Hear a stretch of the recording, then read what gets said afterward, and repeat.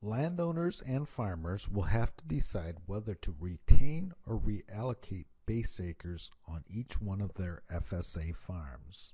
There are two choices. The first is to retain current base acres and crops, and this information was provided to each landowner and farmer in a letter dated July 28th. The other is to up allocation based on plantings from 2009 through 2012. This decision will not impact total base acres on a farm. If there are 90 total base acres on a farm, whether the option 1 or option 2, retain or update, is selected, there still will be 90 acres on that farm.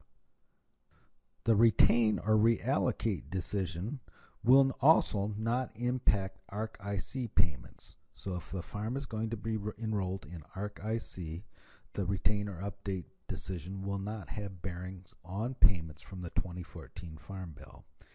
This decision will impact total payments if farms are enrolled in PLC or ARC County.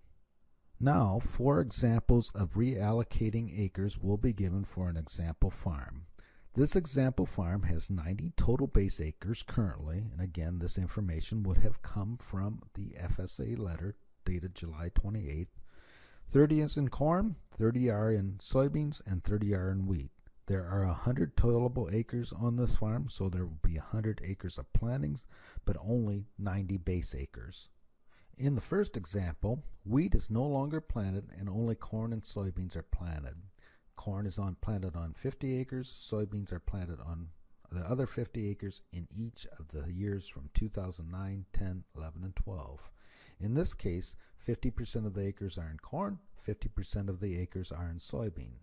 In this case, the reallocation would be 45 acres in corn, 45 acres in soybeans. So, in this case, the owner or farmer of this farm would have two choices. Either keep the current base acres, which would be 30 in corn, soybeans, and wheat, or take 45 acres in corn and 45 acres in soybeans.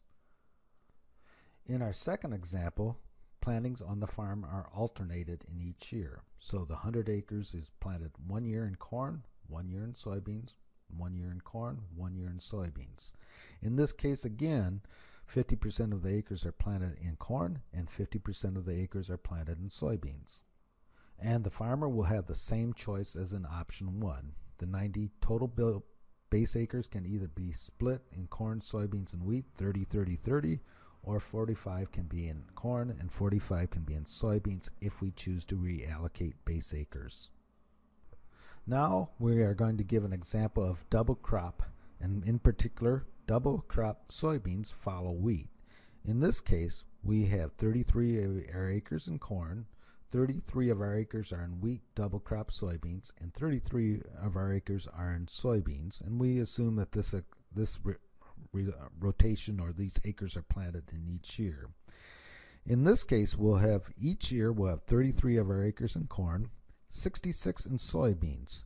So 33 of those are straight soybeans and 33 of those are double crop soybeans, and then we also have 33 acres in wheat. In this case, 25% of our acres would have been in corn, so 25% of our total program crops were planted in corn over these 4 years, 50% in soybeans, and 25% in wheat. This would then give us a reallocation choice of 23 acres in corn if we choose to reallocate base acres, 45 in soybeans, and 23 in wheat. In our third example, 100 acres are planted in corn in each year. So all tillable acres are planted in corn in all 4 years from 2009 to 2012.